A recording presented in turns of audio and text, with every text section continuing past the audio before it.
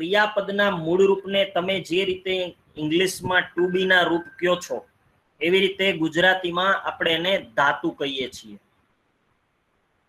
ક્રિયાપદના મૂળ રૂપને ધાતુ કહેવામાં આવે છે ગુજરાતીની અંદર અને સંસ્કૃતની અંદર.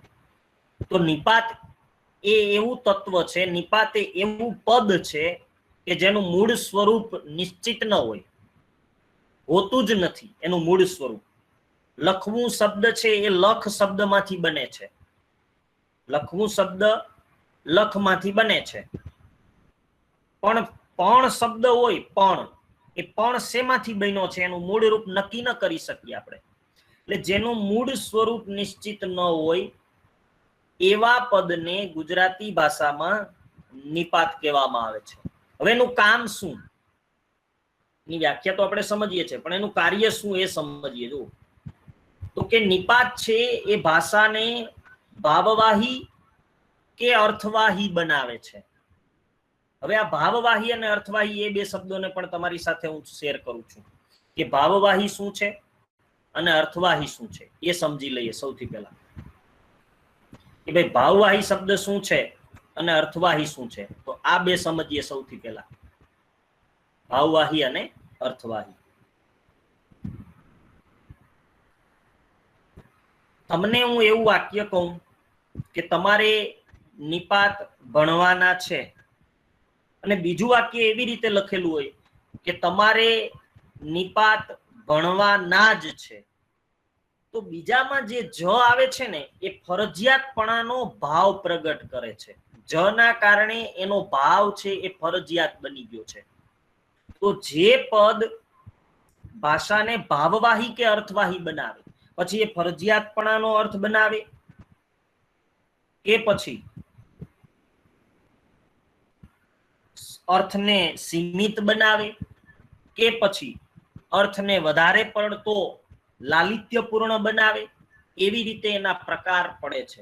એટલે નિપાતનું જે પદ છે એ ભાષાને ભાવવાહી કે અર્થવાહી બનાવવાનું કામ કરે છે.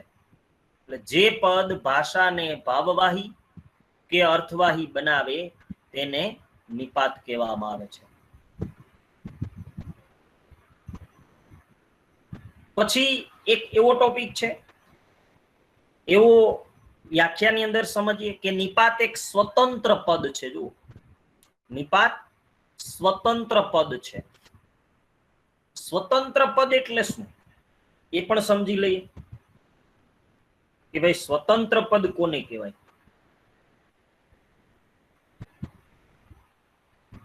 એ પણ સમજીએ આપણે સ્વતંત્ર પદ કેવું હોય એ.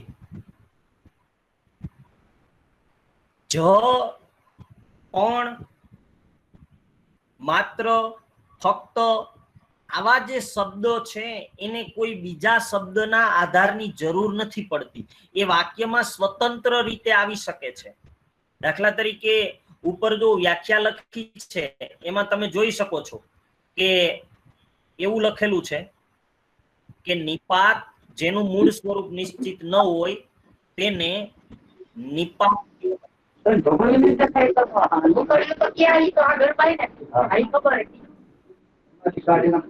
કોનું માઇક્રોફોન અંદર દેજો.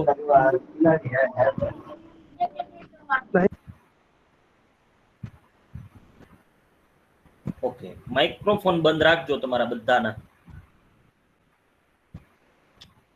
ઓકે, કહેવામાં એમાં જે કહેવા સાથે માં પ્રત્યે લખ્યો છે એ કોઈક બીજા શબ્દ સાથે જ આવી શકે, પરંતુ નિપાત છે એ સ્વતંત્ર પદ છે, એ શબ્દનો પ્રત્યય નથી, પોતે પોતાની રીતે છે.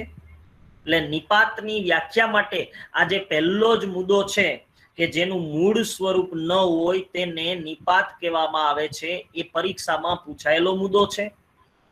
ત્યારબાદ વ્યાખ્યામાં એવું યાદ રાખશું કે નિપાત ભાષાને ભાવવાહી કે અર્થવાહી બનાવે છે. અને છેલ્લો મુદ્દો એવો છે કે નિપાત એ સ્વતંત્ર પદ છે. નિપાતનું મહત્વ શું ભાષાની અંદર એ સમજીએ.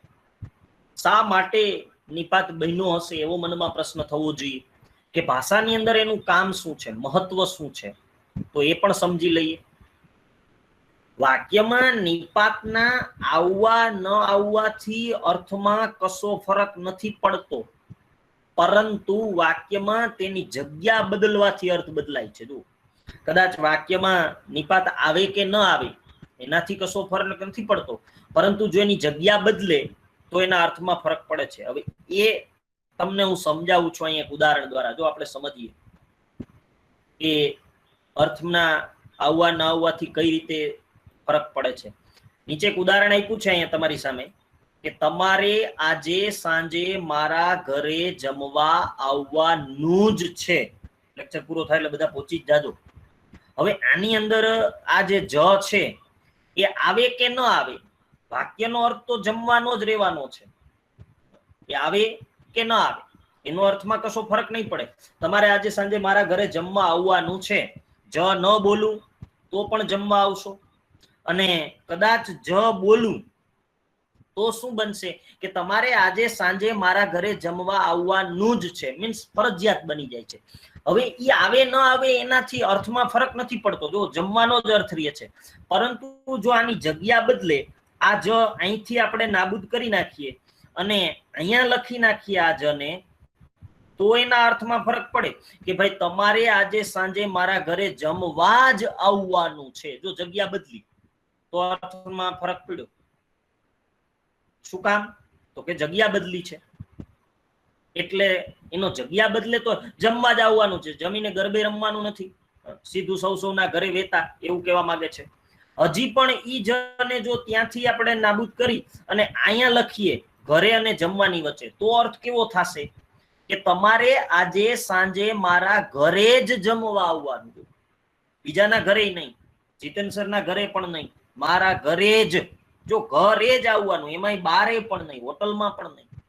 હજી ઈ જ ને ત્યાં ન લખી અને જો મારા અને ઘરે બંને શબ્દની વચ્ચે લખીએ આ જગ્યાએ, તો શું થશે કે ભાઈ તમારે આજે સાંજે મારા જ ઘરે જમવા આવવાનું, બીજા કોઈના ઘરે નહીં. હજુ એ જો અહીંયા લખવામાં આવે સાંજે અને મારા આ બંનેની વચ્ચે, તો શું થાય કે તમારે આજે સાંજે જ મારા ઘરે જમવા આવવાનું, બપોરે પણ નહીં, સવારે પણ નહીં, સાંજે જ. પછી એ જો અહીંયા લખીએ તો પણ અર્થ બદલે કે તમારે આજે જ સાંજે મારા ઘરે જમવા આવવાનું છે, કાલે પણ નહીં ચાલે. અને હજુ ઈ જો અહીંયા લખો તો પણ આખો અર્થ બદલાય છે કે તમારે જ આજે સાંજે મારા ઘરે જમવા આવવાનું, તમારા સિવાય બીજા કોઈ નહીં. અહીંયા કોઈ એકને કહેવામાં આવે છે.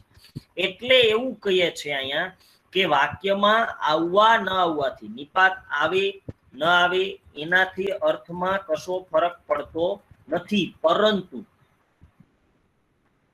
એની જગ્યા જો બદલે તો એના અર્થમાં ખાસ બદલાવ આવે છે. એટલે એકના એક વાક્યમાં જો નિપાત છે એ અર્થ બદલી જાય તો ખાસ એના જગ્યા બદલી જાય તો એના અર્થ બદલી જાય છે. એટલે નિપાતનું મહત્વ ઈ છે કે વાક્યમાં કદાચ આવે ન આવે એનાથી અર્થમાં કશો ફરક નથી પડતો, પણ એના જગ્યા બદલવાથી અર્થમાં ફરક પડે છે. ત્યાર પછી નિપાતના પ્રકાર. હવે જે આ બાબત છે ને એ આપણા માટે ખૂબ મહત્વની આવે છે પરીક્ષા માટે. અત્યાર સુધીની જે બાબત આપણે ભણ્યા એની અંદરથી યાદ એટલું રાખશું કે નિપાતનું કોઈ મૂળ સ્વરૂપ નિશ્ચિત નથી હોતું. બીજી બાબત કે નિપાત ભાષાને ભાવવાહી કે અર્થવાહી બનાવે છે. ત્રીજી બાબત એવી યાદ રાખશું કે નિપાત એક સ્વતંત્ર પદ છે. હવે એના પ્રકારમાં ઘણીવાર એ છે તમને કે નીચેનામાંથી કયો પ્રકાર નિપાતનો નથી. જો નીચેનામાંથી કયો પ્રકાર નિપાતનો નથી આવો પ્રશ્ન પૂછે. પ્રકારમાંથી પણ પ્રશ્ન પરીક્ષા પૂછે તો ભારવાચક નિપાત, સીમાવાચક નિપાત, વિનયવાચક નિપાત અને પ્રકીર્ણ કે લટકણિયા વાચક નિપાત. હજુ એક પ્રકાર છે એ આપણે છેલ્લા પ્રકારમાંથી કોથળામાંથી જેમ બિલાડું નીકળે એમ ચોથા પ્રકારમાંથી આપણે એ પ્રકારને જન્માવશું. પણ એ જ્યારે ચોથો પ્રકાર ભણશું ત્યારે જોશું. પણ અત્યારે આપણે નિપાતના મુખ્ય 4 પ્રકારની ચર્ચા કરવાની છે. તો એમાં સૌથી પહેલા આપણે જોશું ભારવાચક નિપાત કોને કહેવાય એ સમજીએ. તો ભારવાચક નિપાત ગુજરાતી ભાષામાં જો આપણે એની વ્યાખ્યા જોઈએ તો એ એવું કહેશે કે જે નિપાતનું ઉચ્ચારણ ભારપૂર્વક થાય તેને ભારવાચક નિપાત કહેવામાં આવે છે. હવે આ તો એવી વાત થઈ કે બોલતી વખતે તમે જ્યારે કોઈ શબ્દ ઉપર ભાર મૂકો તો એને ભારવાચક નિપાત કહેવાય. તો એ તો ગુજરાતી વાંચતા આવડે તોની વાત છે. ગુજરાતી વાંચતી વખતે અમુક શબ્દોનું ઉચ્ચારણ તીખું થતું હોય છે, જેને તીવ્ર પણ કહેવાય. તો એ તીવ્ર ઉચ્ચારણ થાય, ભારપૂર્વક ઉચ્ચારણ થાય એવા પદને ગુજરાતી ભાષામાં ભારવાચક નિપાત કહેવાય. હવે પરીક્ષામાં તો ક્યાંય તીખું ઉચ્ચારણ એવું લખેલું નહીં હોય, તો એ કઈ રીતે સમજવું? અહીંયા જો તોય જ પણ સુદ્ધા શીખે ભારવાચક, હમણાં આપણે ઉદાહરણ જોશું, પણ શોર્ટકટ કી માટે આપણે અત્યારે એટલું યાદ રાખશું કે ભારવાચક નિપાત કેટલા અને ક્યાં ક્યાં. તો આપણે ખાલી આટલું જ યાદ રાખવાનું થશે કે અહીં જે આપ્યા છે ભારવાચક નિપાત એ તમને શોર્ટ રીતે સાવ આપી દીધા છે કે આ તોય જ પણ સુદ્ધા શીખે છે એટલા જ ભારવાચક નિપાત છે. એમાં સુદ્ધા અને શીખે તો ખાસ યાદ રાખજો, હવેની પરીક્ષાઓમાં આ બે શબ્દના ઉપયોગ ખૂબ કરવામાં આવે છે. તો એ મુજબ સુદ્ધા અને શીખે ભારવાચક નિપાત છે. તો એ ભારવાચક નિપાતમાં પણ જે નિપાતનું ઉચ્ચારણ ભારપૂર્વક થાય, વાંચતી વખતે એનું ઉચ્ચારણ ભારપૂર્વક કરવું પડે. હમણાં એક વાક્ય હું બોલું કે તમારે નિપાત ભણવાના જ છે, ઈ જ નું ઉચ્ચારણ ભારપૂર્વક થાય. એ તો આપણે કરશું તો થશે, નહીં કરીએ તો એમને મેં વાંચી શકાય કે તમારે નિપાત ભણવાના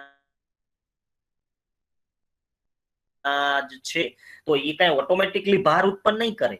તો એના માટે શું કરવું જોઈએ? તો કે આપણે યાદ રાખવું પડશે કે તોય જ પણ સુદ્ધા એ ભારવાચક નિપાત છે, એને ગોખવા પડશે. આટલી વસ્તુ યાદ રાખવી જ પડશે, કારણ કે પરીક્ષામાં તો એવા પ્રશ્ન પણ આવે છે કે ભાઈ આ વાક્ય વાંચતી વખતે તમે ક્યાં અથવા કેટલી વખત અટકશો. તો પરીક્ષામાં એવા પ્રશ્નો પણ પૂછાતા હોય છે, ક્યાં અટકશો, કેટલી વખત અટકશો. તો અને એ પૂછાઈ ગયેલા પ્રશ્ન છે કે વાક્ય વાંચતી વખતે તમે વાક્યમાં ક્યાં અટકશો. આપણો જવાબ તો ઓપ્શનમાં હોતોય નથી કે મારો શ્વાસ પૂરો થાય ત્યાં. આપણે તો મોટે ભાગે ત્યાં અટકતા હોય વાંચતી વખતે. અથવા તો આપણે ક્યાં અટકીએ તો કે જ્યાં કોઈ જોડિયો શબ્દ એવો આવતો હોય તો અટકવાની વાત આવતી હોય છે. એટલે ભારવાચક નિપાત માટે આટલું યાદ રાખવું પડશે કે તોય જ પણ સુદ્ધા શીખે છે એ ભારવાચક નિપાતના ઉદાહરણ છે. અને એમાં હવે ઉદાહરણમાં જોઈએ કે પરીક્ષા જ્યારે આપણને પૂછે ત્યારે એ કઈ રીતે પૂછે. તો જો આવું વાક્ય હોય કે તમારે નિપાત ભણવાના જ છે, આમાંથી તમને એવો પ્રશ્ન પૂછશે કે આ વાક્યમાંથી નિપાત શોધો, આવું તમને પૂછશે. હવે આ વાક્યમાંથી નિપાત શોધવાની વાત આવે તો આપણને ખબર છે કે જ છે એ નિપાત છે, એટલે સૌથી પહેલા તો જ એવું આપણે કહેશું. તો માત્ર આપણે જ ઓળખવાનો છે, હજી એને પ્રકાર પૂછ્યો જ નથી. જો કયા પ્રકારનો છે એ પછીની વાત છે. તો એના માટે આપણે શું કરશું? તો કે યાદ રાખ્યું છે તોય જ પણ સુદ્ધા વાળું આપણે જે શોર્ટકટ કી પેલી આપી છે. પછી બીજું વાક્ય, બીજું ઉદાહરણ છે કે તમારે પણ ઉદાહરણ લખવાના છે. એની અંદર જો શું આવે છે તો કે પણ.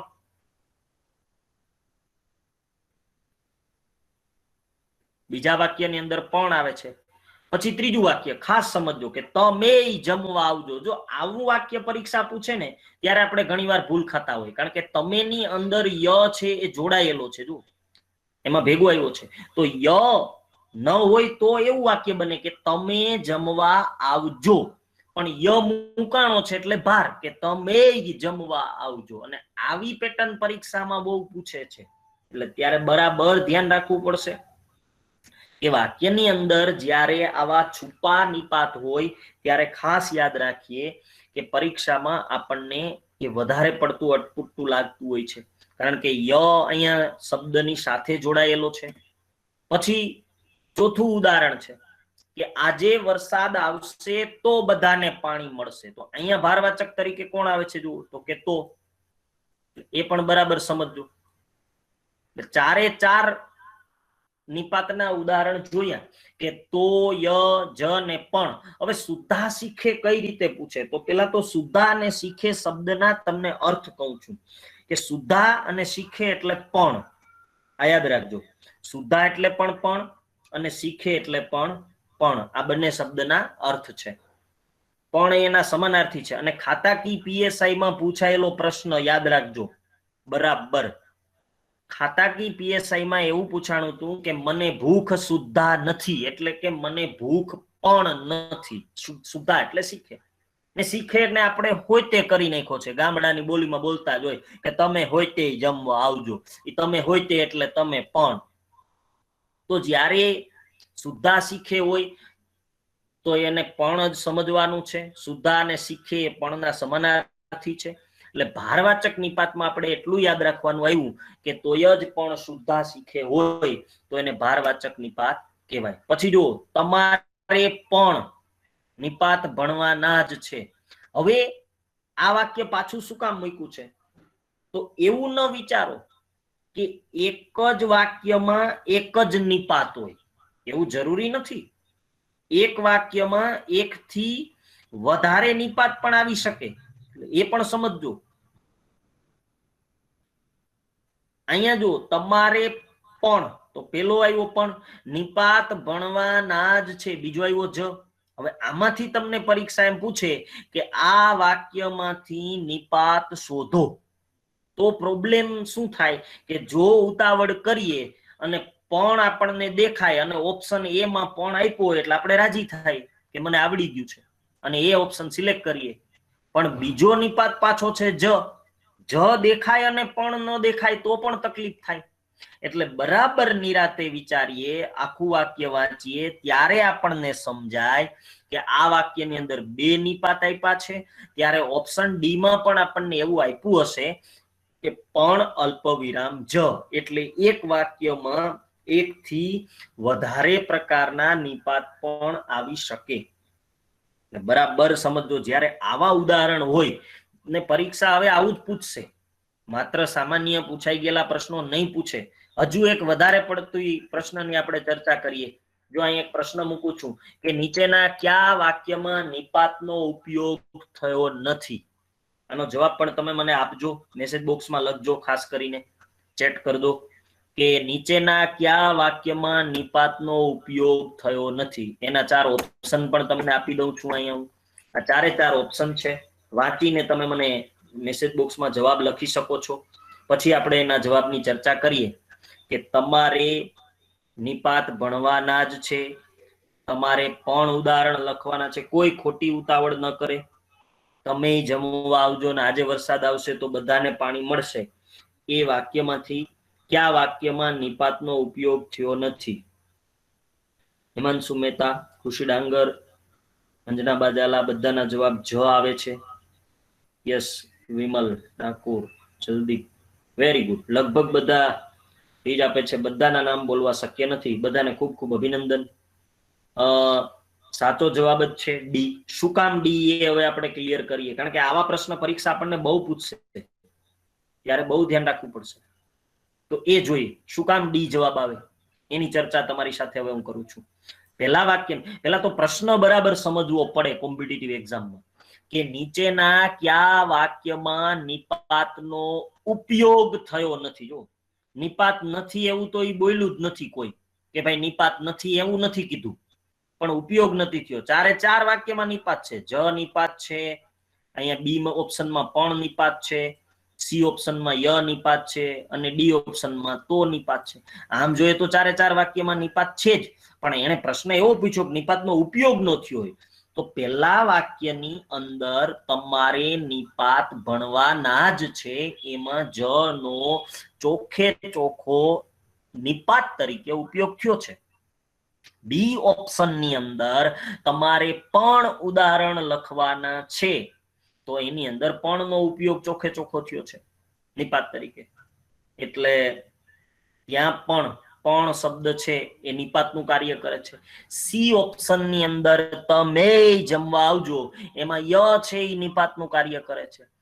ડી ઓપ્શનની અંદર એવું છે કે આજે વરસાદ આવશે, આપેલું વાક્ય. બીજું વાક્ય, બધાને પાણી મળશે. બે વાક્યને જોડે એને ગુજરાતી ભાષામાં આપણે સંયોજક કહીએ છીએ. જેમ ઇંગ્લિશમાં તમે કંજક્શન કહો છો, સો બટ એન્ડ ધેન.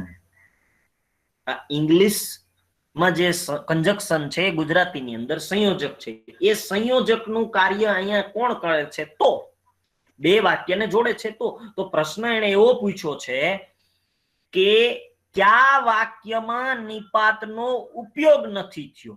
તો એબીસી માં નિપાતનો ઉપયોગ થયો છે. ડી માં તો છે એ સંયોજકનું કાર્ય કરે છે, નિપાત તરીકેનો ઉપયોગ નથી થયો ત્યાં. જો એટલે બધી જગ્યાએ તો આવે તો એ નિપાત જ હોય એવું હાલી નહીં જવાનું. શુદ્ધ ગુજરાતીમાં, આપણી ગુજરાતીમાં કહું તો એવું શક્ય નથી કે બધા તો નિપાત તરીકે જ આવે, બધા પણ નિપાત તરીકે જ આવે. પણ સંયોજક તરીકે આવે. મને નિપાત આવડે છે પણ પરીક્ષા વખતે ભૂલાઈ જાય છે, તો ન્યાય સંયોજકનું કામ કરે છે. વાક્ય કદાચ સાચું જ હોય, કારણ કે આપણે નિપાત આવડી જાય છે પછી પરીક્ષા વખતે ભૂલાઈ જાય. શું કામ? કોઈ દી રિવિઝન કરવાનું આપણે આવતું જ નથી. આ તો ઠીક છે, ફરીથી જીતેન સરે અને મનીષ સરે ના બેચ સ્ટાર્ટ કરી છે ઓનલાઈન, એટલે ફરીથી આપણે આ બધા ટોપિક કરીએ છીએ. કદાચ ક્લાસમાં તમે ભણી ગયા છો મારી પાસે આ ટોપિક, તો અત્યારે તમને બધું તાજું લાગતું હશે. શું કામ? ભણીએ છીએ એટલે. પણ આવું જયારે ભણી લીધા પછી તમે જાતે કરો, રિવિઝન ખૂબ જરૂરી છે. યાદ રાખજો, પરીક્ષા માટે કોઈ પણ ટોપિકનું આવડી ગયું એટલે પછી મૂકી દઈએ તો એ પાછું ભૂલાઈ જવાનું છે. એટલે સમયાંતરે દરેક ટોપિકનું રિવિઝન થવું જરૂરી છે આપણા માટે. તો ફરીથી આવા પ્રશ્નો પરીક્ષામાં પૂછાતા હોય છે. હાજી બોલો. સોરી ડિસ્ટર્બ યુ, પણ એક જ વાક્યમાં વધારેમાં વધારે કેટલા નિપાત આવી શકે સર? એ કોઈ લિમિટ નહીં, ફિક્સ નહીં કે 2 જ આવે કે 3 જ આવે, ગમે એટલા મૂકી શકે. ઓકે. હા, પ્રશ્ન થાય તો બિંદાસ ગમે ત્યારે પૂછી લેવાનું, એમાં સોરી કહેવાનું કોઈ જરૂર નથી ભાઈ. ખૂબ તમે મોજથી પ્રશ્ન પૂછી શકો છો ગમે ત્યારે. ગમશે મને પ્રશ્ન પૂછશો એ. હા, 100%. ખૂબ ખૂબ અભિનંદન તેજસભાઈ. નેક્સ્ટ આગળ વધીએ. સીમાવાચક નિપાત. તો સીમા એટલે શું? પહેલા તો એનો અર્થ સમજીએ શબ્દનો. આપણે કહેતા હોય છે હદ, સરહદ, બોર્ડર, ક્રાઇટેરિયા. ઇંગ્લિશમાં તો બહુ ઝડપથી આપણને શબ્દના અર્થ મળી જાય છે, કારણ કે આપણું ઇંગ્લિશ છે થોડુંક વધારે પાવરફુલ થતું જાય છે દિવસે દિવસે. અને એવું અહીંયા હું ક્યાંય ઇંગ્લિશ વિષયનું ખંડન નથી કરતા, પણ એટલી હદે આપણે ઇંગ્લિશ બોલતા હોઈએ છીએ કે ઘણીવાર આપણને ગુજરાતી શબ્દોની પણ ક્યારેક ગુજરાતી કરવાનું આવે ઇંગ્લિશ શબ્દોનું, કે ત્યારે પણ આપણે તકલીફમાં મુકાઈ જતા હોય છે. એટલે મેં ઘણીવાર ક્લાસમાં પણ એવી ચર્ચા કરી છે કે ટેટ 2 ની પરીક્ષામાં એકવાર પ્રશ્ન હતો, બટન એટલે શું? દોરણું. તો એવા શબ્દો ઇંગ્લિશના પૂછાતા હોય છે. અને ઇંગ્લિશ પણ આવડવું જરૂરી છે, એનાથી ભાગશો તો શક્ય નથી. પરંતુ જેમ જેમ આપણે આધુનિકતા તરફ ઢળીએ છીએ એમ આપણી પ્રાચીન બાબતોને પણ ભૂલતા જઈએ છીએ. તો એ પણ જરૂરી છે, સાથે સાથે બધું હોવું જરૂરી છે, શીખવું પણ જરૂરી છે. પણ આપણે ક્યાંક આધુનિક દુનિયામાં છીએ એટલે એવું થાય છે કે પાણીને વોટર ભરખી ગયું, હુંડીને ચેક ભરખી ગયા, દિવાળીને ક્રિસમસ ગળી ગયું, કારતકને જાન્યુઆરીએ જલાવી દીધો, બાપાને ડેડ સાહેબે દાટી દીધો ને તિથિ ને તારીખે ટક્કર મારી દીધી, સૌનું ખાણું ગયું ને સૌનું વાડું ગયું, ડિનર ને ડીશમાં બધું ચવાઈ ગયું. એટલે ઘણીવાર એવું થતું હોય કે આપણે આપણી સંસ્કૃતિ તરફ પાછા વળવાનો વારો આવતો હોય છે. એટલે સંસ્કૃતિ તરફ પાછું વળવું ખૂબ જરૂરી છે. તો સીમા એટલે સરહદ. તો સીમા, હાજી ખૂબ ખૂબ અભિનંદન, તમારા બધાનો ખૂબ ખૂબ આભાર. તો સીમાવાચક નિપાતમાં આપણે ફરીથી પાછા આવીએ. એક નિપાત આપણે પૂરો કર્યો છે. એ ભારવાચક નિપાતમાં એનું ભારપૂર્વક ઉચ્ચારણ થાય છે, અને તોય જ પણ શુદ્ધા એ આપણે યાદ રાખવું પડશે. તો સીમાવાચક નિપાતમાં હવે આપણે શું કરશું, શું યાદ રાખશું અને શું ભણશું? સૌથી પહેલાની વ્યાખ્યા જોઈએ. સીમા એટલે અર્થની સીમા રેખા અહીંયા નક્કી કરશે, કે જે નિપાત અર્થની સીમા રેખા નક્કી કરે, મર્યાદા નક્કી કરે, તેને સીમાવાચક નિપાત કહેવામાં આવે. પછી અર્થની સીમા રેખા હોય કે એની મર્યાદા હોય, તો એના માટે પણ કીવર્ડ યાદ રાખવા જ પડશે. સીમાવાચક નિપાત કેટલા ને ક્યાં ક્યાં, તો એ પણ તમને અહીંયા શોર્ટકટ કી જો આપી દઉં છું કે સીમાવાચક નિપાતમાં આટલું યાદ રાખવાનું: તદ્દન, ફક્ત, માત્ર, કેવળ, છેક, સુધી ને લગન. આ લગનમાં કોઈ ન કરે, મહેરબાની કરીને. લગન નહીં, લગણ. ગામડાનો શબ્દ છે લગણ, લગન.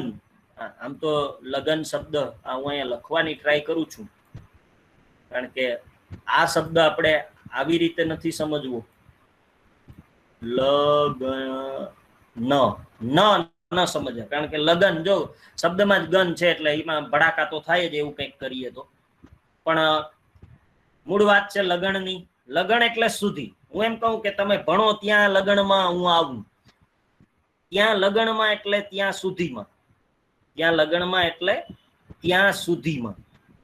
તો લગણ એટલે સુધી. એવા સીમારેખા જે નક્કી કરશે નિપાતના અર્થના, એને સીમાવાચક નિપાત કહેશું. તદ્દન, ફક્ત, માત્ર, કેવળ, છેક, સુધી, લગણ, આ બધા સીમાવાચક નિપાત છે. તો એ સીમાવાચક નિપાતને પણ આપણે સમજી લઈએ. સૌપ્રથમ એના ઉદાહરણ જોઈએ, કઈ રીતે અર્થને નક્કી કરે, કઈ રીતે એની અંદર નિપાત આવશે એ જોઈએ. તો એક વાક્ય એવું છે કે તમારે માત્ર નિપાત ભણવાના છે, તમારે માત્ર નિપાત ભણવાના છે. તો આ એવું કે છે કે નિપાત સિવાય તમારે બીજું કાંઈ ભણવાનું નથી. નિપાત સિવાય બીજું કશું તમારે ભણવાનું નથી. આ વાક્ય એવું કે છે. તો અહીંયા એને અર્થની સીમારેખા બનાવી દીધી છે. તેજસભાઈ દવે અને ગોવિંદભાઈ ગઢવી, ખૂબ ખૂબ આભાર આપ બંનેનો. હાજી. તો અહીંયા નિપાતમાં ફરી આવીએ કે તમારે માત્ર નિપાત ભણવાના છે. જો એ સિવાય બીજું કશું નથી ભણવાનું, નિપાત સિવાય. તો એને અર્થની સીમારેખા નક્કી કરી છે. અહીંયા ભણવાની તો સીમારેખા નક્કી કરી, સાથે સાથે નિપાત જ ભણવાના છે એવું એને આપણને ફિક્સ કહી દીધું છે. બીજામાં એવું કે છે કે તમારે ફક્ત ઉદાહરણ લખવાના છે. તો અહીંયા ઉદાહરણ સિવાય બીજું કઈ નથી લખવાનું. અને આ વાક્ય પરીક્ષામાં પૂછાઈ ગયેલું કે ગાંધીજી તદ્દન સત્ય બોલતા, ને એમાં આપણે થાપ ખાઈ જઈએ. શું કામ? તો એ જોઈએ. તદ્દન સત્ય બોલતા ઉપર તો સમજાઈ જાય કે તમારે ફક્ત ઉદાહરણ એટલે કે ઉદાહરણ સિવાય બીજું કઈ નથી લખવાનું. ગાંધીજી તદ્દન સત્ય બોલતા, તો તદ્દન સત્ય એટલે કે સાવ સત્ય, એ સત્ય સિવાય બીજું કઈ ન બોલતા, માત્ર સત્ય બોલતા. તો અહીંયા તદ્દન શબ્દ છે, સત્ય સિવાય કશું ન બોલવાની સીમારેખા નક્કી કરે છે ગાંધી બાપુ. એટલે જ્યારે આવા આ સમજવું પડે. ચોથું ઉદાહરણ એવું છે કે આજે કેવળ નિપાત ભણવાના છે, તો આની અંદર કેવળ આવે છે. તો માત્ર, ફક્ત, તદ્દન, કેવળ આવા જ્યારે શબ્દો આવશે ત્યારે એને આપણે હજી માત્ર વાળું એક બીજું. હવે જો છેલ્લું ઉદાહરણ છે એ ખાસ સમજજો. તેજસભાઈ નો અહીંયા પ્રશ્ન ફરીથી રિપીટ થશે. તેજસભાઈ, કે એક વાક્યમાં કેટલા નિપાત આવે? અહીંયા જો બે નિપાત આવે છે કે આજે માત્ર ભણવાનું જ છે. તો માત્ર અને જ બે નિપાત છે. માત્ર છે એ સીમાવાચકનો પ્રકાર છે અને જ છે એ ભારવાચકનો છે. તો એક સીમાવાચક છે, એક ભારવાચક છે. એટલે એક જ વાક્યમાં એક જ પ્રકારના નિપાત આવે એવું પણ જરૂરી નથી.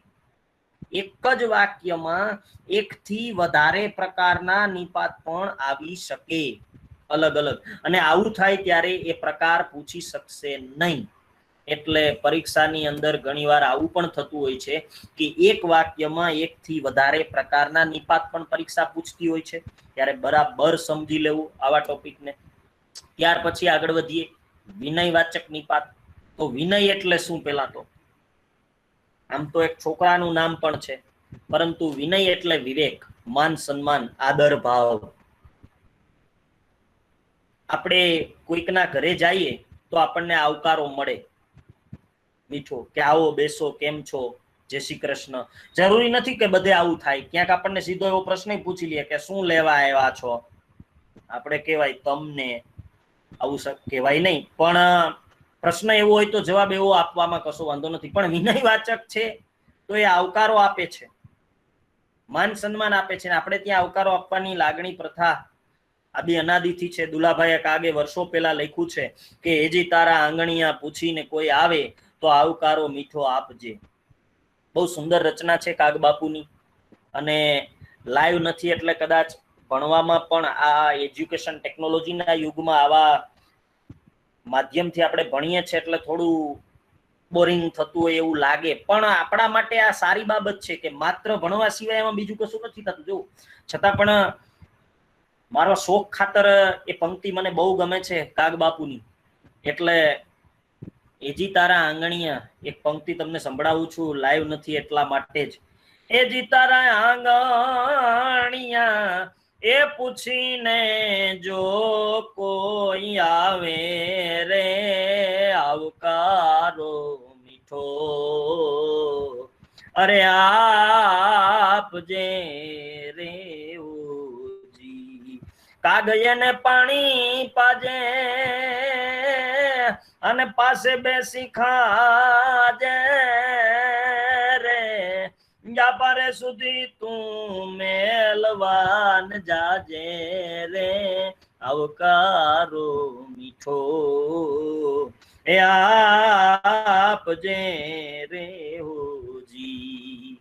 આવકારો મીઠો એ આપજે રે હોજી.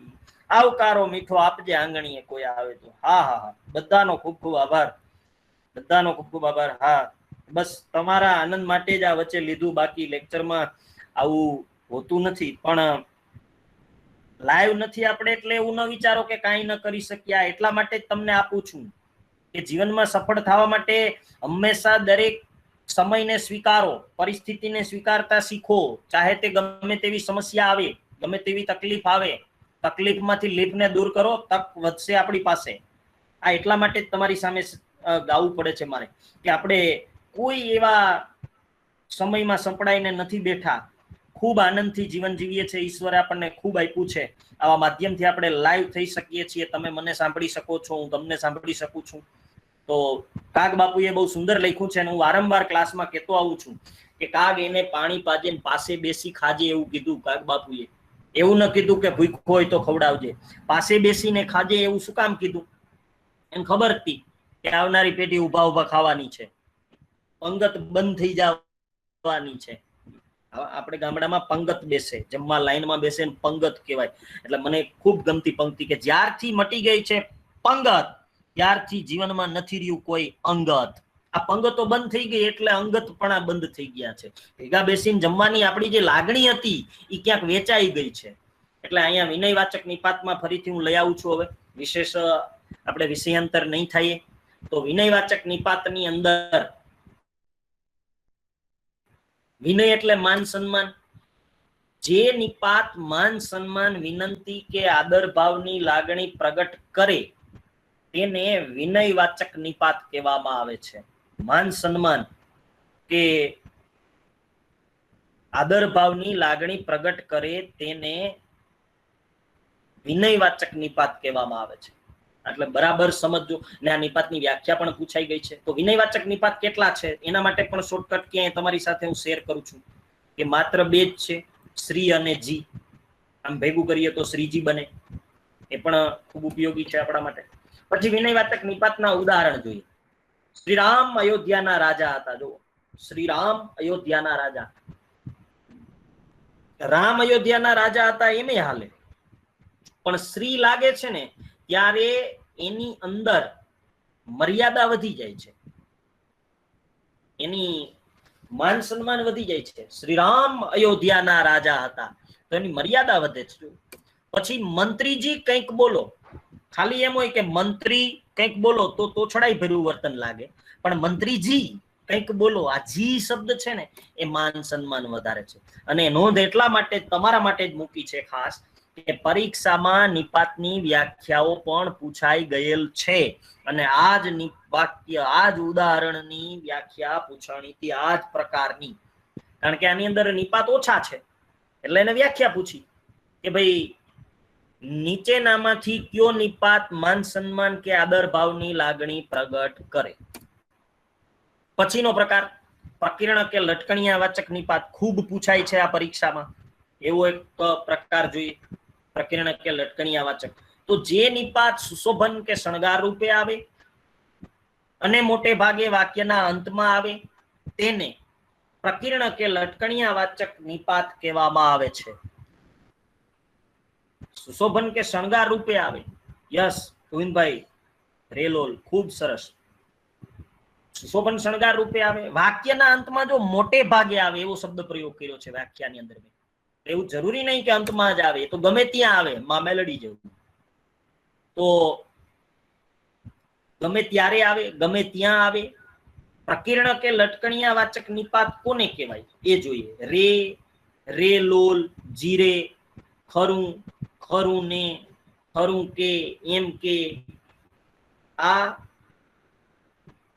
આટલા બધા નિપાત છે એટલે મૂંઝાવાની જરૂર નથી. ઘણી વાર મનમાં પ્રશ્ન થાય કે સાહેબ આગળના પ્રકારમાં તો ખાલી એટલું જ હતું કે શ્રીજી, ને અહીંયા તો આ નિપાત વધી ગયા છે. જો તો એવું કોઈ મૂંઝાવાની જરૂર નથી. આપણી પાસે એક છે જ વ્યાખ્યાની અંદર કે ભાઈ વાક્યના અંતમાં આવશે એટલે એટલી ચિંતા ન કરો. મોટે ભાગે વાક્યના અંતમાં હશે. તો એના પછી એના ઉદાહરણ જોઈએ. હવે ખાસ પ્રકીર્ણ કે લટકણિયાવાચક નિપાતના ઉદાહરણ શું કે છે એ આપણે સમજીએ. આપણે ત્યાં એક લોકગીત આવતું 10મા ધોરણની અંદર, ગુંજલડી રે સંદેશો અમારો, જય વાલમને કેજો જીરે. તો એનું આ વાલમ, વાલમ એટલે પતિ પોતાનો, એ લોકગીતની અંદર જે છેલ્લે આપ્યું છે કે કુંજલડી રે સંદેશો અમારો, જય વાલમને કેજો જીરે. તો છેલ્લે જે આ જીરે છે ને એ લોકગીતનો લય છે, લહેકો છે. આ ન હોય તો એનો લહેકો ના આવે, એની મીઠાશ ના આવે. એના વગર શક્ય જ નથી લોકગીતની મીઠાશ. તો એના માટે આ જીરે છે એ કદાચ કાવ્ય પંક્તિમાં ન હોય ને જીરેનો કઈ અર્થ નથી નીકળવાનો. આપણે શરૂઆતમાં વ્યાખ્યા એવી જોઈતી કે સ્વતંત્ર પદ છે અને એનો કોઈ અર્થ નથી હોતો, નિશ્ચિત સ્વરૂપ નથી હોતું, એનું મૂળ સ્વરૂપ નથી હોતું. જીરે એટલે શું? જીરે એને તમે અર્થની દ્રષ્ટિએ ન કોઈ રીતે વર્ણવી શકો. પણ કાવ્ય લોકગીતની અંદર જો છેલ્લે જીરે ન હોય તો એનો લેકો ના આવે. બીજું એક આપણે ત્યાં પ્રખ્યાત લોકગીત છે, સવા બે શેરનું મારું દાંતડું રે લોલ, ખેડું પેલા લાલિયા લુહારે મુંજા વાલમજી, હવે નહીં જાઉં એની વાઢવા. આ રે લોલ જો આવે ગીતની અંદર તો જ લેકો આવે, બાકી શક્ય જ નથી એના વગર. પછી એવું જરૂરી નથી જો કે ભાઈ રેલોલ ને એ સિવાય ના આવે. માણારાજ શબ્દ પણ એક આવે છે આપણે ત્યાં ગીતની અંદર. માણારાજ ગાતી હોય, જૂના લોકગીતો, જૂના લગ્ન ગીતો ગવાતા હોય તો એની અંદર છેલ્લે માણારાજ આવે. કોયલ બેઠી આંબલિયાની ડાળ, મોરલિયો બેઠો ગઢને કાંગરે, માણારાજ. આ માણારાજ એટલે શું? માણારાજ શણગાર રૂપે છે, સુશોભન રૂપે છે અને વાક્યના અંતે આવે છે. તો આવા જે છેલ્લે આવે છે એ બધા નિપાતને લટકણિયાવાચક નિપાત તરીકે ઓળખવામાં આવે છે. તો માત્ર આ લટકણિયાવાચકમાં છેલ્લે આવે એ બધા લટકણિયાવાચક ન બને. મેં તમને એવી પ્રકાર વખતે વાત કીધી હતી કે આપણે છેલ્લે એક ચોથો પ્રકારમાંથી પાંચમો પ્રકાર, કોથરામાંથી બિલાડું નીકળે ગુજરાતી ભાષામાં, એવી રીતે પાંચમો પ્રકાર આપણે જોવાનો છે કે તમને નિપાત આવડે છે ખરું ને. આ વાક્યની અંદર છેલ્લે પ્રશ્નાર્થ છે. જુઓ, એટલે તમારે મને હા કે નામાં એની ખાતરી આપવી પડે. કાં તો હા કેવું પડે ને કાં તો ના કેવું પડે. બેમાંથી એક વસ્તુ તમારે એને કેવી પડે, ખાતરી આપવી પડે. યસ, હા કે નામાં હોય. યસ અંજલિ ગોસાઈ, હાજી આપનો જવાબ ખૂબ સાચો, બરાબર છે. તો જુઓ, તમને નિપાત આવડે છે ખરું ને, તો એનો હા કે નામાં ખાતરી આપો ત્યારે એ પ્રકાર ખાતરીવાચક બને. એ પ્રકીર્ણ કે લટકણિયાવાચક નહીં રહે. હું ફરીથી સમજાવું છું, ફરીથી એકવાર જો આ બાબતને. હવે એવું જરૂરી નથી કે ખરું ને એક જ ખાતરીવાચક બને. હું અહીંયા એમ બોલું કે તમને નિપાત આવડે છે કે મૂકી દઉં ખરું ને બદલે, તો કે પણ ખાતરીવાચક બની ગયો. ખાતરીવાચક નિપાત ક્યારે બને બરાબર સમજો. મોસ્ટ એમ્પી બાબત છે કે જ્યારે વાક્યની અંદર પ્રશ્નાર્થ આવે છેલ્લે અને નિપાત હોય ત્યારે ઈ ખાતરીવાચક જ બનશે. હવે ઓપ્શનમાં ક્યારેક તકલીફ પડે છે કે ઓપ્શનની અંદર જો તમને એવું કહેવામાં આવે કે ભાઈ તમને નિપાત આવડે છે ખરું ને, નિપાત ઓળખાવો, આવું કહેશે તો આપણે ઓપ્શનની અંદર પ્રકીર્ણવાચક આપ્યું હોય અને ખાતરીવાચક આપ્યું હોય ત્યારે તકલીફમાં મુકાય. તો ત્યારે જવાબ ખાતરીવાચક જ આવશે, બરાબર યાદ રાખજો. જ્યારે બંને ઓપ્શનની અંદર જવાબમાં છે ત્યારે જવાબ ખાતરીવાચક જ આવશે. હા, ખાતરીવાચક ઓપ્શન ન હોય તો આને તમે પ્રકીર્ણ કે લટકણિયા વાચક કહી શકો.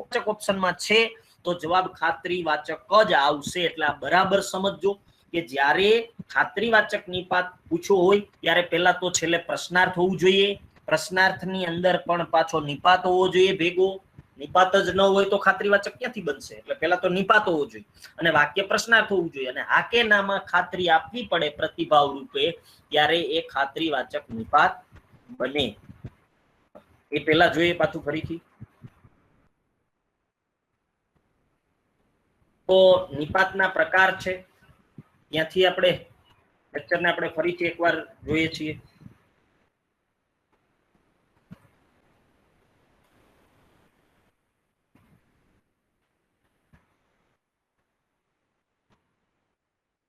એક જ મિનિટ.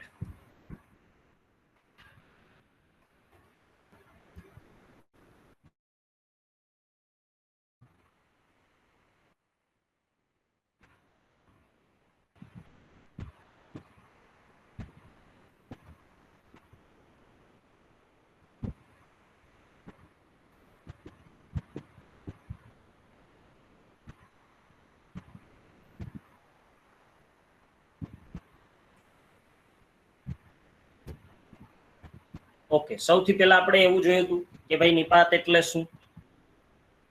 એના અર્થમાં ખાસ યાદ રાખશું કે જેનું મૂળ સ્વરૂપ નિશ્ચિત ન હોય એને નિપાત કહેવામાં આવે છે. એનું મૂળ સ્વરૂપ નથી હોતું. અને નિપાત ભાષાને ભાવવાહી કે અર્થવાહી બનાવે છે. સાથે સાથે એ નિપાત સ્વતંત્ર પદ છે. પછી એક બાબત આપણે એવી પણ નિપાતનું મહત્વ સમજાતા, તો નિપાત વાક્યમાં નિપાતના આવવા ન આવવાથી અર્થમાં કશો ફરક નથી પડતો, પરંતુ વાક્યમાં એની જગ્યા બદલવાથી અર્થ બદલાય છે. એ આપણે ખાસ જોયું હતું. ત્યાર પછી નિપાતના પ્રકાર ખાસ યાદ રાખશું આપણે બધા નામ.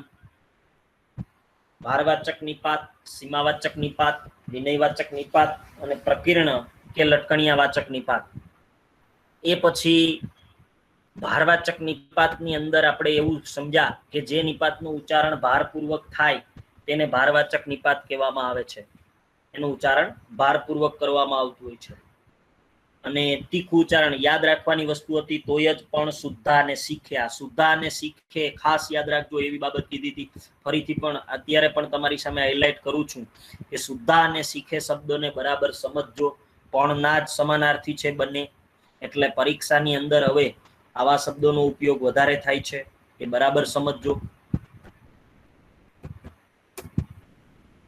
પછી ભારવાચક નિપાતના ઉદાહરણ તમારે નિપાત ભણવાના જ છે. એમાં તમારે પણ ઉદાહરણ લખવાના છે. એમાં પણ તમે જમવા આવજો, એમાં ય. આજે વરસાદ આવશે તો બધાને પાણી મળશે, એની અંદર તો. પછી તમારે પણ નિપાત ભણવાના જ છે, એની અંદર જ.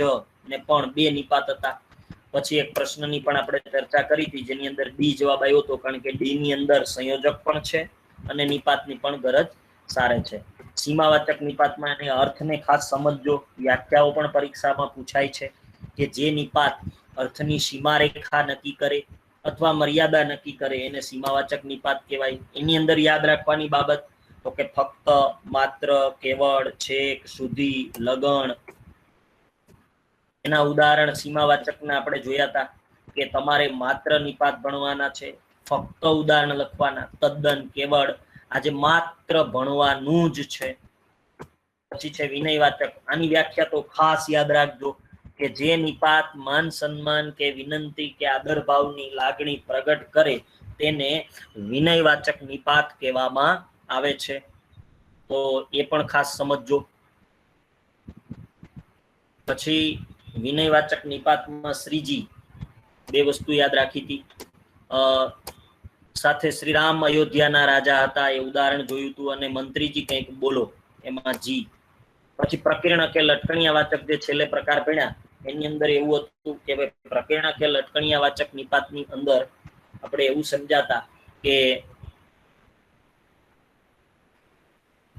સુશોભન કે શણગાર રૂપે આવે અને મોટે ભાગે વાક્યના અંતમાં આવે એને પ્રકીર્ણ કે લટકણિયાવાચક નિપાત કહેવામાં આવે છે.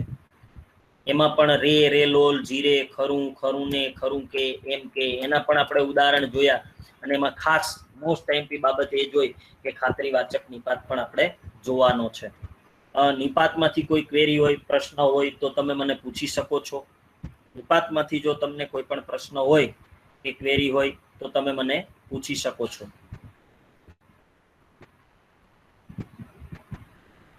કોઈ કેન્ડિડેટને નિપાતમાંથી ક્વેશ્ચન? હાજી બોલો. સર, આ લટકણિયાવાચક નિપાતની કોઈ મોટે ભાગે છેલ્લે આવે પણ સ્ટાર્ટિંગમાં આવે એવું એકાદું ઉદાહરણ આપ. હા, શ્યોર, 100%. બીજો એક ક્વેશ્ચન મેસેજ બોક્સમાં છે, જોઈ લો એક જ મિનિટ. હે જીરે એવું કઈ હોય. હા, જીરે મીન્સ હે જીરે, હો જીરે, જીરે. તેજસભાઈ રાઈટ. હે જીરે કે હો જીરે બોલો. હા, પ્રશ્ન એ હતો કે ભાઈ લટકણિયાવાચક નિપાત સ્ટાર્ટિંગમાં કઈ રીતે આવે. પરીક્ષામાં પૂછાયેલું એક ઉદાહરણ હું તમને કહું છું કે સ્ટાર્ટિંગમાં પણ એવી રીતે પૂછે. પ્રશ્ન એવો હતો કે લાવતો ચક્કુ મને ફોટો જોવા દે. હવે ન્યા તો જો આવ્યો છે. અહીંયા પ્રકીર્ણ કે લટકણિયાવાચકમાં એક હું વધારાનો ઉમેરું છું તો, બરાબર સમજજો. તો નિપાત એવો છે કે ભારવાચક પણ છે અને લટકણિયાવાચક પણ છે. તો ભારવાચક ક્યારે કેવો, લટકણિયાવાચક? લાવતો ચક્કુ મને ફોટો જોવા દે. હવે ઈ તો ન્યા ભાર રૂપે નથી, તમે ભાર ન મૂકી શકો તો એમ તીખું ઉચ્ચારણ નહીં થાય. લાવતો અથવા તો મને એમ કે, તમને ઉદાહરણ આવડે. હવે એમ કે શબ્દ આવ્યો છે તો એ એમ કે ની અંદર જો અહીંયા એમ કે લખ્યું છે, છેલ્લો નિપાત આપણો જે છે એમ કે પ્રકીર્ણ, તો ઈ વાક્યના સ્ટાર્ટિંગમાં આવે છે. મને એમ કે તમને નિપાત આવડે છે, તો ત્યાં એમ કે છે ઈ વચ્ચે આવી ગયું છે, અંતમાં નથી. એટલે એવું જરૂરી નથી કે અંતે હોય. તમે સ્ટાર્ટિંગમાં કઈ રીતે આવે એનું ઉદાહરણ માંગ્યું છે એટલે તમારી સાથે શેર કરું છું કે એમ કે વચ્ચે પણ આવે. મને એમ કે તમને નિપાત આવડે છે, તો ત્યાં એમ કે સ્ટાર્ટિંગમાં આવે છે. હવે આ તો ભારવાચક કેવો કે લટકણિયાવાચક કેવો એને જોઈએ. ભારવાચક કેવો કે લટકણ. હું એમ કહું કે ચોપડી ખોલો તો એ ભારવાચક નથી, કારણ કે છેડે આવે છે ને લટકણિયા રૂપે આવે છે. અથવા તો હું એમ કહું કે ઊભા થાવ તો ત્યાં એ લટકણિયા સ્વરૂપે છે. એટલે તો નિપાત બંનેમાં આવે છે, ભારવાચકમાં પણ આવે છે અને લટકણિયાવાચકમાં પણ આવે છે. તો ભારવાચક ક્યારે બને અને લટકણિયાવાચક ક્યારે બને, આ તો એનું બરાબર ધ્યાન રાખજો કે જો આ વાક્યના અંતે આવે તો ઈ લટકણિયાવાચક છે અને વાક્યમાં વચ્ચે ભાર રૂપે આવતું હોય તો જ, જો હું ત્યાં આવે તો જ એમ ભાર દીધો તો એ ભારવાચક બને છે, ભાર સ્વરૂપે ઉચ્ચારણ થતું હોય તો. બાકી તો છેડે આવશે તો એ લટકણિયા સ્વરૂપે જ બનશે. Next, any question? બીજો કોઈ પ્રશ્ન હોય તો મને પૂછી શકો છો.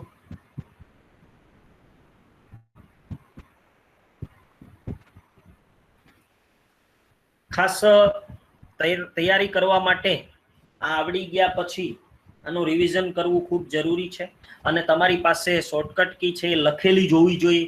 હું તો એમ કહું છું કે ગુજરાતી વ્યાકરણ એ તમને રોકડા માર્ક્સ અપાવે છે, કારણ કે નિપાતનું કોષ્ટક બની જાય છે. હા, યસ, ગોવિંદભાઈ ગઢવી શબ્દ ભંડોળ વિશે માહિતી આપી દઉં છું આજે કે ભાઈ નિપાતનું કોષ્ટક બનાવીએ આપણે તો સૌથી પહેલા એક બાજુ નિપાતના નામ ને બીજી બાજુ નિપાત, એ માત્ર એક કોષ્ટકમાં આખે આખો નિપાત છે એ સમાઈ જતા હોય છે. એટલે એવું તમારી બુકની અંદર લખાઈ જવું જોઈએ દરેક વખતે કે ભાઈ નિપાતની અંદરથી આપણે હવે શું યાદ રાખવાનું છે. હાજી, યસ, હિતેશભાઈ મકવાણા. હા, હું જીતન સરને 100% કહી દઈશ કે આજની સ્લાઇડ છે તમને ગ્રુપમાં શેર કરે. જી, હવે જો શબ્દ ભંડોળ વિશે માહિતી માંગી છે તો એની ચર્ચા પણ તમારી સાથે કરાવી દઉં છું. પીએસઆઈ ની એક્ઝામ ની અંદર 28 રૂઢિપ્રયોગ હતા એક જ પેપરમાં, બરાબર સમજજો. પીએસઆઈ ની પરીક્ષાની અંદર 22 24 રૂઢિપ્રયોગો ને આવું પૂછાતું હોય છે એક જ પેપરમાં. જૂની જે પરીક્ષાઓ લેવાની છે એમાં મનીષ સર આપણને વારંવાર કહે છે કે પેપર એનાલિસિસ કરો ખાસ. એ એટલા માટે કે આપણને ખ્યાલ રહીએ કે કયો ટોપિક પરીક્ષા વધુ પૂછે છે. તો શબ્દ ભંડોળની તૈયારી કરવા માટે પહેલા તો તમારે, હું વારંવાર એકની એક વાત એટલા માટે કરું છું કે ખૂબ ઉપયોગી છે, કે જો શબ્દ ભંડોળની તૈયારી કરવી હોય તમારે તો સૌથી પહેલા ધોરણ 6 થી લઈ અને 12 ધોરણ સુધીની ટેક્સ્ટબુક ગુજરાતી છે એના ટિપ્પણ કરવા પડે. અને શબ્દ ભંડોળ એવો ટોપિક છે કે એક દિવસમાં પૂરો ન થઈ જાય, કે ભાઈ 2 મહિનામાં પૂરો ન થાય. એ કાયમી અપડેટ થતો ટોપિક છે. હું એટલે જ ટેલિગ્રામ ચેનલમાં દરરોજ મૂકું છું, મારી ચેનલની અંદર દરરોજ શબ્દ ભંડોળ શેર કરું છું. એક પેજ એમાં સમાનાર્થી મૂકું છું, શબ્દ સમૂહ મૂકું છું, રૂઢિપ્રયોગ મૂકું છું. એ એટલા માટે કે કાયમી અપડેટ થતો ટોપિક છે, એટલે એ ખૂબ જરૂરી છે. તો 6 થી 12 ધોરણના ટિપ્પણ ખાલી વાંચવાના પણ નથી, ખાલી વાંચવાથી પણ નહીં આવડે. ટિપ્પણ વાંચતા વાંચતા જે અઘરો શબ્દ લાગે, હાર્ડ વર્ડ લાગે એને લખવો પડશે. સહેલા શબ્દ છે એ તો યાદ રહી જશે, જળ એટલે પાણી એ કઈ લખવાની જરૂર નથી. પણ ટિપ્પણ વાંચતી વખતે તમને જે હાર્ડ લાગે એ ખાસ તમારે લખી લેવું પડે. હાજી, માત્ર ચેનલની અંદર નામ છે દેવસીભાઈ મોઢવાડિયા, સર્ચ કરશો ટેલિગ્રામમાં એટલે આવી જશે. તો જ્યારે શબ્દ ભંડોળની તૈયારી કરો ત્યારે, અને હવે તમારે ટેક્સ્ટબુક લેવાની પણ જરૂર નથી, માત્ર ખાલી શાળા મિત્ર એપ્લિકેશનની અંદર બધી ટેક્સ્ટબુક ખુલે, દરરોજના ટિપ્પણ 5-7 ચેપ્ટરના વાંચી જ નાખો. શબ્દાર્થ કહેવાય, જેને ગુજરાતી વ્યાકરણની અંદર, સાહિત્યની અંદર કે શબ્દ ભંડોળની અંદર માર્ક્સ વધુ કવર કરવા હોય એ શબ્દ ભંડોળને ખાસ મજબૂત બનાવો, શબ્દ ભંડોળ વધારે કરો. આ જરૂરી છે. એટલે શબ્દ ભંડોળ વાંચવા માટે સૌથી પહેલા ધોરણ 6 થી 12 ના ટિપ્પણ કરવા જરૂરી છે. અને એ થઈ ગયા પછી પણ ટીટીસી ના મટીરિયલની અંદર પણ તમને બધું આપ્યું છે. ટીટીસી એકેડેમી જે મટીરિયલ બધું તમને પ્રોવાઈડ કરે છે, બધી ફેકલ્ટીએ પોતાની જાતે બનાવેલું છે, ખૂબ મહેનત કરી અને બનાવેલું છે. આપણી દરેક મટીરિયલની અંદર જેટલા પણ પરીક્ષાઓ લેવાઈ ગઈ છે એમાં તમે પેપર સામે રાખીને જોજો કે ટીટીસી એકેડેમીના મટીરિયલમાંથી કેટલા પ્રશ્નો પૂછાય છે. પછી ગુજરાતી હોય, ઇંગ્લિશ હોય, હિસ્ટ્રી, જીઓગ્રાફી કે કોઈ પણ સબ્જેક્ટ હોય, તો એની અંદર દરેક ટોપિક આપ્યા છે. સમાનાર્થી, વિરુદ્ધાર્થી, રૂઢિપ્રયોગ, શબ્દ સમૂહ, કહેવત, એ પણ વાંચો. અને એને પણ તૈયારી કરવા માટે મટીરિયલ પણ આપણું ખૂબ જ ઉપયોગી છે. એ સિવાય કોઈ ક્વેશ્ચન ક્વેરી હોય તો મને પૂછી શકો છો.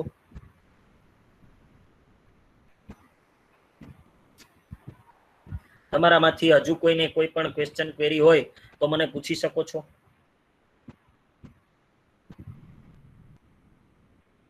યસ, અંજલિબા ઝાલા, આપનો પ્રશ્ન એવો છે કે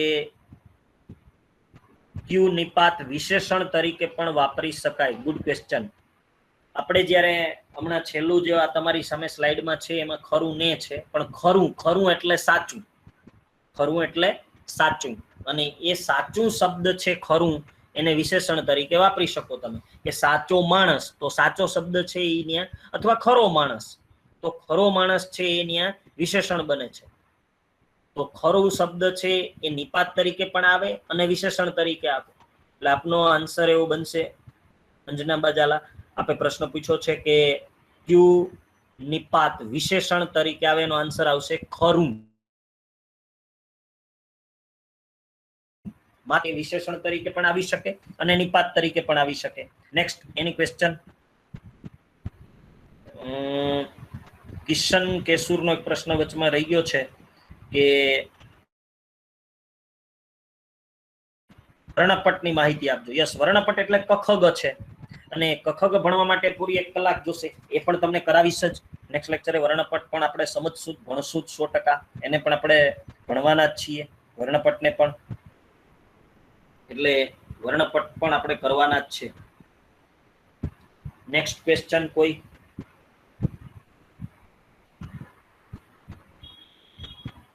હિતેશભાઈ મકવાણા, ખૂબ ખૂબ આભાર આપનો. ભાઈ તમારા માટે જ તો મહેનત અમે પણ કરીએ છીએ કે આવા કપરા સમયમાં ઓનલાઈન બેચ આપણે એટલા માટે જ શરૂ કરી છે. આપનો પણ ખૂબ ખૂબ આભાર. મહેનત કરો, જ્યાં જરૂર પડે ત્યાં કયો, પ્રશ્ન પૂછો, એની ટાઈમ કહી શકો છો, પ્રશ્ન ગમે ત્યારે તમે અમને પૂછી શકો છો. એટલે ખાસ કરીને તમે ત્યારે પ્રશ્ન પૂછવામાં ક્યાંય સંકોચ ન રાખો. જે ન સમજાય તમે અમને પૂછી શકો છો. નેક્સ્ટ કોઈ ક્વેશ્ચન હોય તો મને પૂછી શકો છો, નહીતર આપણે આજના લેક્ચરને અહીં પૂરો કરીએ છીએ. હુબહુ ક્લાસ જેવું જ લાગ્યું સાહેબ. કિશનભાઈ આપનો ખૂબ ખૂબ આભાર. વાઘેલા એડી, thank you so much. Okay, આપને પણ ખૂબ ખૂબ આભાર. નેક્સ્ટ કોઈ ક્વેશ્ચન હોય તો હજુ મને તમે પૂછી શકો છો.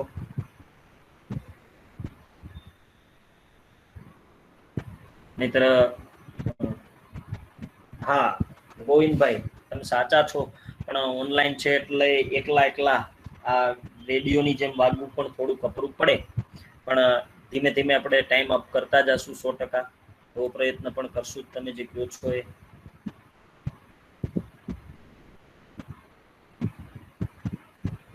એ પણ કરશું 100%.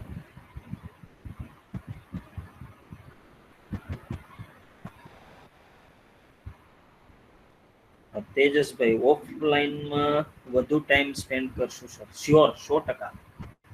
ઓફલાઈનમાં આપણે ભણશું જ 100%. નેક્સ્ટ એની ક્વેશ્ચન ક્વેરી, નહીતર લેફ્ટ થઈ શકો છો.